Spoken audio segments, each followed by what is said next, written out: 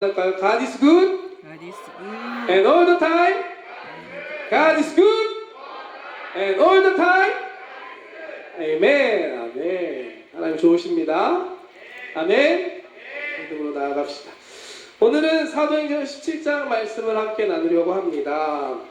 사도 바울의 2차 전도 여행을 보고 있는데요.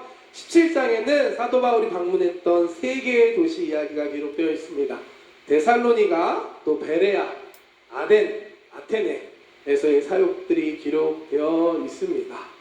2차 전도여행에서 사도 바울은 하나님의 이끄심을 따라 믿음으로 나아갔습니다. 원래는 아시아 지역을 전도하려고 했는데 하나님께서 이 바울을 유럽으로, 마게도냐로 부르셨고 바울은 믿음으로 따라갑니다. 하나님의 인도하심을 따라 나아갈 때 그 가운데 하나님의 만남이 있었고 하나님의 축복이 있었습니다. 이와 같은 내가 저와 여러분들에게 있음을 믿습니다. 믿음으로 하나님의 길을 따라갈 수 있는 청년들 되시기를 축복합니다. 아멘. 그런데 그 길 가운데 또 환난이 있었죠.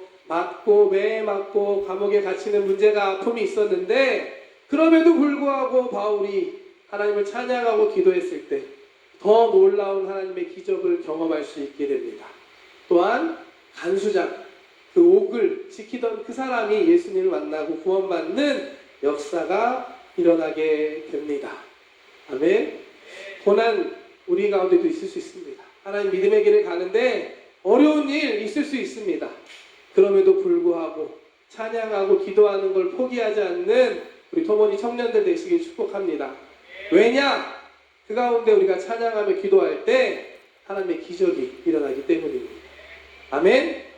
하나님의 기적을 기대하시는 저와 여러분 되시기를 축복합니다.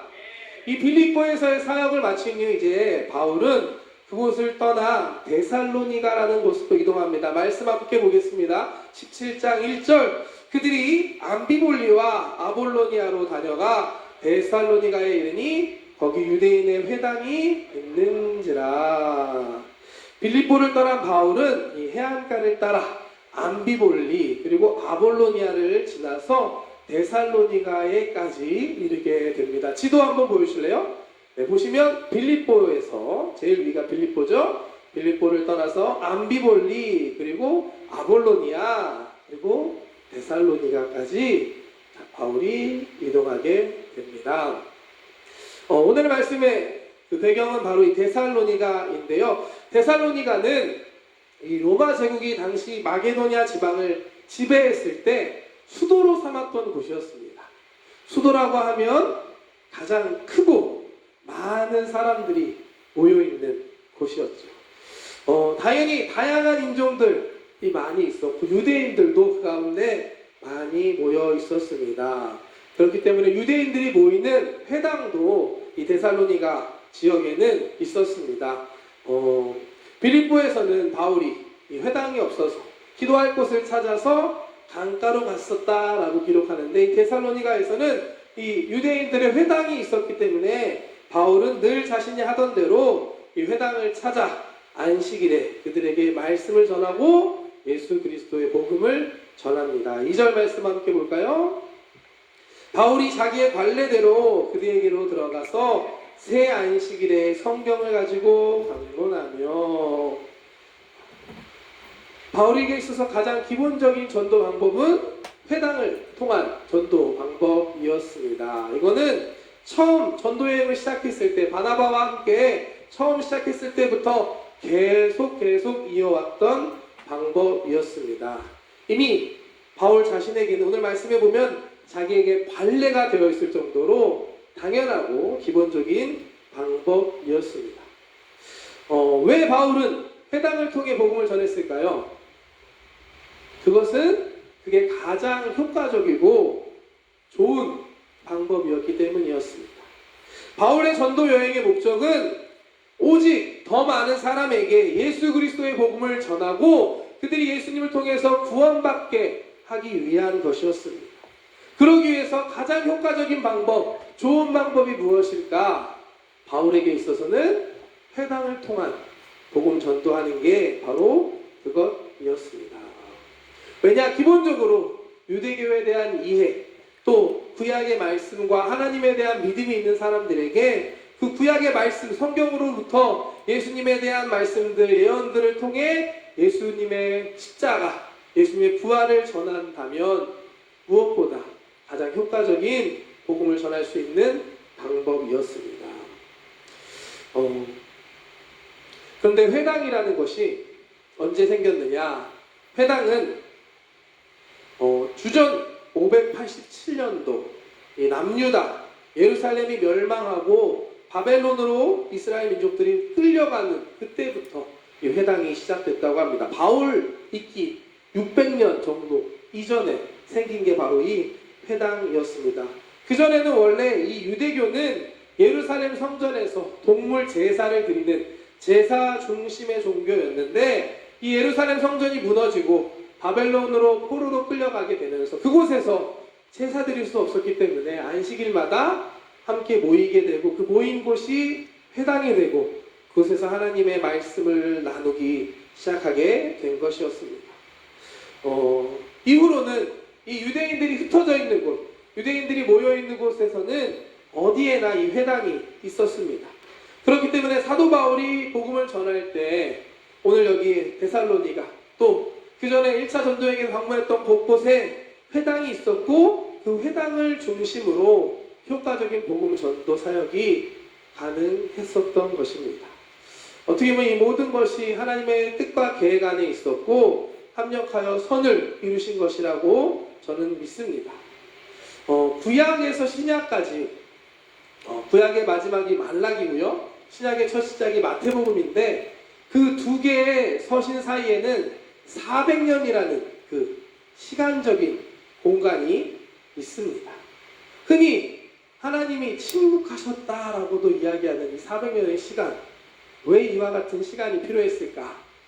많은 사람들이 이렇게 해석을 합니다. 그 시간은 의미 없는 시간이 아니라 예수님께서 이 땅에 오시기 위해 준비가 필요했고 그 준비가 되는 시간이었다라고 해석합니다.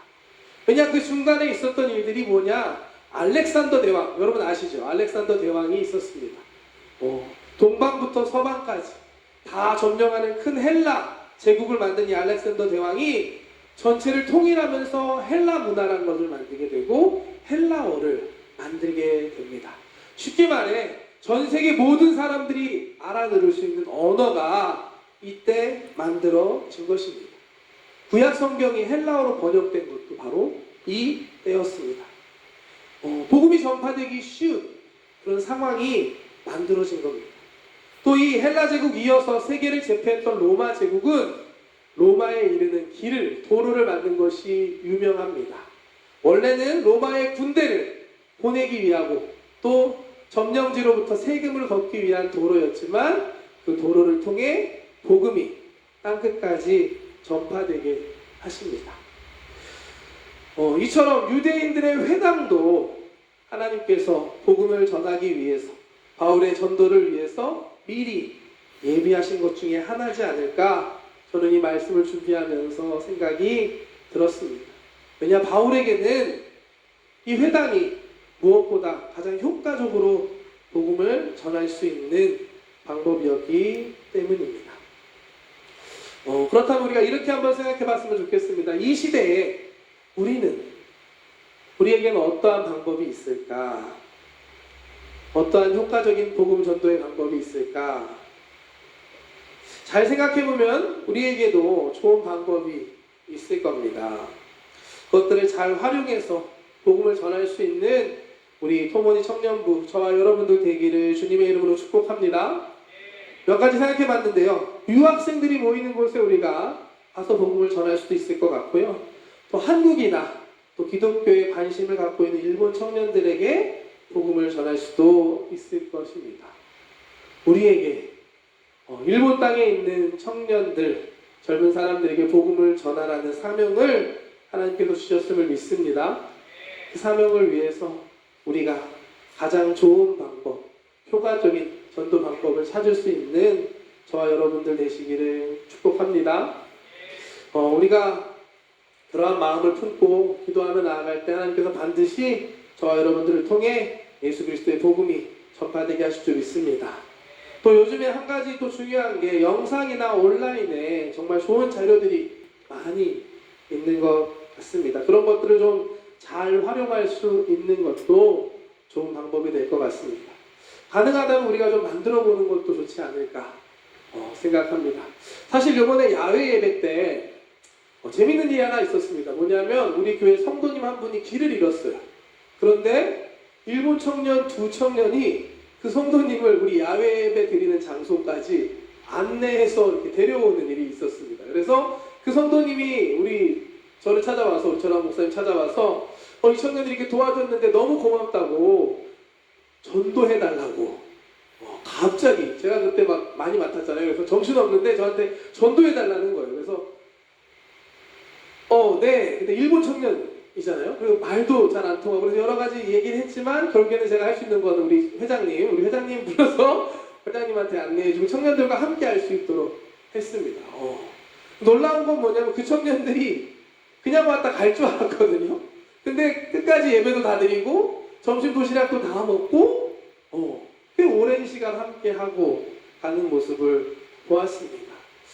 그때 느꼈던 것이 조금 더 효과적으로 그들에게 복음을 설명할 수 있는 도구가 있다면, 방법이 우리에게 있다면 좋겠다. 저에게 그런 게 있다면 좋겠다라는 생각을 하게 되었습니다. 오늘 설교를 준비하면서 유튜브, 인터넷에 좋은 영상이 하나 있더라고요. CCC에서 만든 전도 영상인데 여러분들과 함께 나누고 또 여러분들에게 한번 소개하고 싶은 마음이 듭니다. 한번 한 3분 정도 되는 영상인데 한번 같이 보고 계속해서 말씀을 나눴으면 좋겠습니다. 한번 영상 보여주세요.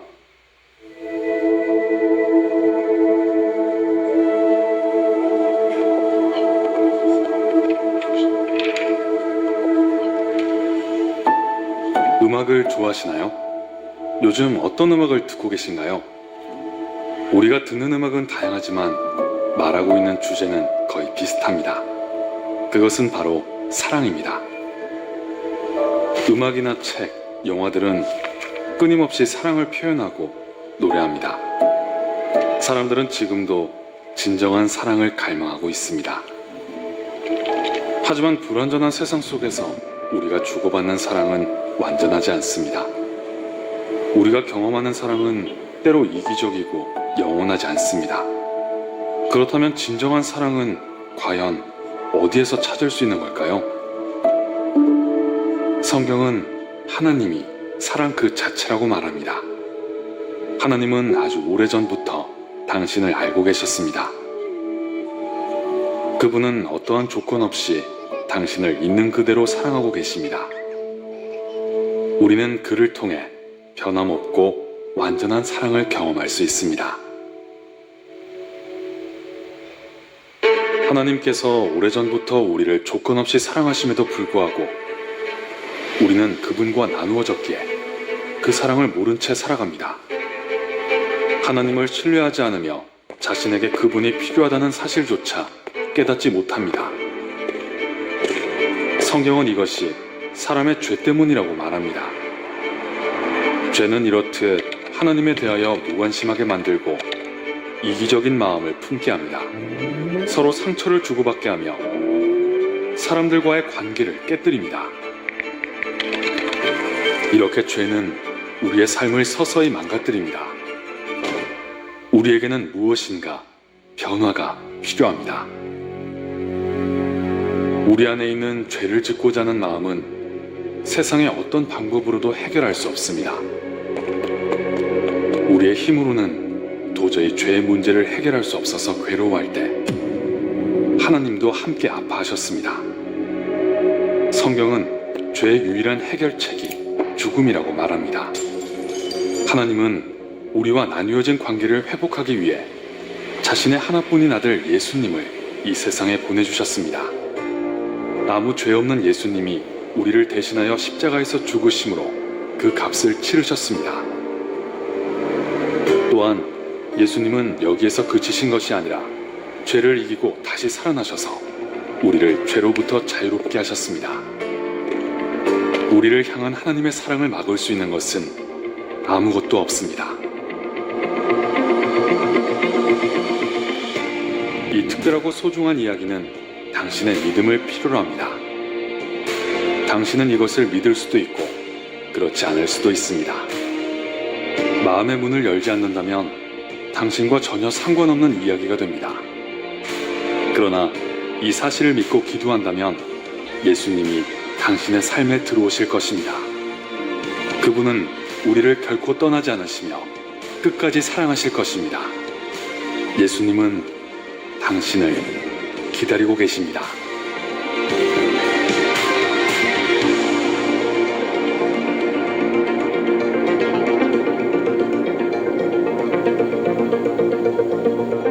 네, 감사합니다. 박사님이시가요? 네. 괜찮죠, 여러분? 예전에 사형리라는 게 전도용어로 많이 활용됐는데 영상으로 그 내용을 이렇게 잘 만드니까 참 좋다라는 걸 느낄 수 있었습니다. 우리에게 주신 달란트, 여러분들이 각자에게 주신 것들 가지고 이 시대에 맞는 복음을 전할 수 있는 도구들을 만들고 준비할 수 있는 우리 토모니가 되기를 바랍니다. 아멘. 하나님께서 이 시대에 사도 바울과 같이 저와 여러분들을 사용하실 줄 믿습니다. 제가 이번에 아까 그 세계 오순절 대회 가운데 은혜 받았다고 했잖아요. 그 중에 하나가 뭐였냐면 다윗 이야기를 하시는데 다윗이 골리앗 앞에 나갈 때 여러분 뭐 갖고 나갔죠? 물맷돌을 가지고 골리앗 앞에 나아갑니다. 그런데 그때 사울 왕이 자신의 갑옷과 무기를 다윗에게 줍니다. 그런데 그건 다윗한테 너무 크고 불편해서 다윗은 자기한테 맞는 자신만의 그 방법, 그 물맷돌을 가지고 나아갔다라는 말씀을 가지고서 이야기하시는 게 이 시대에는, 이 세대에는, 다음 세대에는 그 세대에 맞는 도구와 방법이 있다. 그것들을 할 수 있게 길을 열어줘야 된다라는 말씀을 전하시더라고요. 저한테 은혜가 되고 도전이 됐습니다. 여러분들에게 맞는, 여러분들이 할 수 있는 그 방법, 그 길을 저도 열어드리고 싶고 또 그 길에 여러분들과 함께 하고 싶은 마음입니다. 이 시대 가운데 우리에게 주신 방법들, 달란트, 지혜와 능력을 가지고 하나님께 쓰임받는 저와 여러분들 되시기를 주님의 이름으로 축복합니다. 바울에게 있어서 그거는 회당에서 복음을 전하는 거였어요. 왜냐하면 바울 자신이 갖고 있던 게 유대교에 대한 지식과 이스라엘의 역사에 대해서 누구보다 잘 알고 있었기 때문입니다. 그렇기 때문에 구약 말씀을 통해 사람들에게 예수님을 전하는 건 바울에게는 아주 쉬운 일이었습니다. 사도 바울이 회당에서 어떻게 복음을 전해왔는지 사도행전 13장 말씀을 보면 보다 구체적으로 나와 있습니다. 13장 보면 16절부터 41절까지 꽤 많은 분량의 사도 바울의 그 설교가 전체가 다 기록되어 있습니다. 관심 있는 분 한번 찾아서 보시기 바랍니다.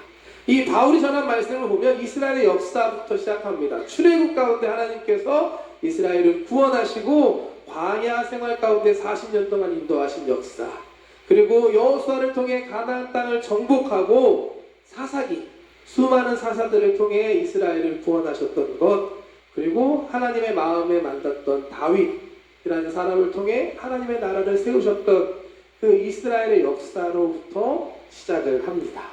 그리고 이 다윗 왕의 후손으로 이 땅에 오신 분이 바로 예수 그리스도다 라고 복음을 전합니다. 다윗 왕을 통해 하나님께서 영원한 나라에 대한 언약을 주셨지만 그 언약은 지켜지지 못합니다. 왜냐? 다윗 왕의 후손들 솔로몬부터 하나님을 버리고 우상 숭배하기 때문에 결국에 그 언약은 깨어지고 하나님께서 대신 이 땅에 보내주신 분이 다윗의 후손으로 예수 그리스도, 예수님을 이 땅에 보내주셨습니다. 이 땅에 오신 예수님은 죄가 없는 분이신데 우리 죄를 위해서 온 인류의 죄를 대신하여서 십자가에서 죽으시고 부활하십니다. 그것을 통해 우리를 죄로부터 사망으로부터 구원해 주셨다라는 것이 우리가 믿는 복음입니다. 아멘이신가요? 아멘. 이런 바울의 메시지는 이 데살로니가 회당에서도 동일하게 이어집니다. 3절 말씀 함께 보겠습니다. 뜻을 풀어 그리스도가 해를 받고 죽은 자 가운데서 다시 살아나야 할 것을 증언하고 이르되 내가 너희에게 전하는 이 예수가 곧 그리스도라 하니. 아멘. 바울의 전도 메시지는 13장부터 17장까지 크게 변하지 않습니다. 구약 성경 말씀을 통해 결국에는 십자가, 예수님의 십자가의 죽음과 부활의 사건을 전하고 예수님을 전하고 있습니다. 바울의 복음의 핵심은 바로 이 예수님이었습니다. 이 예수님이 바로 우리가 바라는 믿는 그리스도, 우리의 구원자이시다라고 바울은 전합니다. 우리가 시대에 따라 환경에 따라 복음을 전하는 방법에 대해서 이야기했지만 그 내용은 변해서는 안 되고 변할 수 없습니다. 오직 예수님 한 분이십니다. 우리가 믿고 우리가 전해야 할 분은 오직 예수님 한 분뿐임을 믿습니다. 바울의 전도 핵심 메시지는 이 예수님이었습니다. 오늘 근데 이 바울의 말씀에 한 가지 포인트가 있습니다. 이것들 여러분들과 나누고 함께 기도하기 원하는데요. 오늘 말씀을 잘 보면 이 예수가 바로 그리스도다라고 바울은 전합니다. 이 유대인들은 원래부터 그리스도를 기다리던 사람들이었습니다. 메시아 신앙이라고 하죠.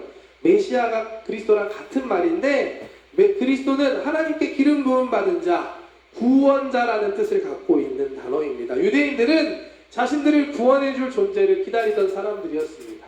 모세처럼 사사와 같이 로마 제국의 이 압제로부터 자신들을 구원해 줄 구원자를 기다리던 사람들이었습니다. 바울은 오늘 말씀을 통해서 그들이 기다리고 있던 그리스도가 다른 것이 아니라 대신 우리를 위해 죽으시고 다시 부활하실 분, 바로 2000년 전에 이 땅에 오신 그 예수님이 바로 그리스도다라고 유대인들에게 복음을 전하고 있는 것입니다. 이해가 되시나요? 유대인들은 정치적으로 자신들을 구원해 줄 존재를 기다리고 있었습니다. 하지만 바울은 그게 아니다. 십자가에 죽으신 예수님이 바로 우리의 진정한 구세주이시다라는 것을 전하고 있는 것입니다. 오늘 예배하는 여러분들 각자의 삶의 문제가 있고 어려움이 있을 것입니다. 여러분들은 어떠한 해결을 찾고 계신가요? 여러분이 찾는 구원은 어떤 것인가요? 오늘 말씀을 통해 예수님이 우리의 그리스도다라고 다시 우리에게 말씀하십니다. 여러분들의 문제들 하나님 앞에 내려놓고 예수님께 집중할 수 있는, 예수님을 사모할 수 있는 저와 여러분들 되시기를 주님의 이름으로 축복합니다. 예수님이 우리의 구원자이십니다. 아멘. 단지 우리의 영혼의 구원자뿐만이 아니라 우리의 영혼이 잘되고 범사가 잘되고 강건케 되는 하나님의 축복, 이 예수님을 믿을 때 우리에게 주신다라고 말씀하셨습니다. 영접하는 자, 그 이름을 믿는 자에게는 하나님의 자녀가 되는 권세를 주신다라고 말씀하셨습니다. 우리의 해결은 다른 것이 아니라 예수 그리스도다라는 사실을 믿는 저와 여러분들 되시기를 주님의 이름으로 축복합니다. 아멘. 오늘 기도할 때 주님 앞에 다른 것 구하지 않고 오직 예수님, 주님 내 삶 가운데 오시옵소서. 주님이 나의 그리스도이십니다. 주님이 나의 구원자, 나의 해결자 되십니다 라고 기도할 수 있는 저와 여러분들 되시기를 주님의 이름으로 축복합니다.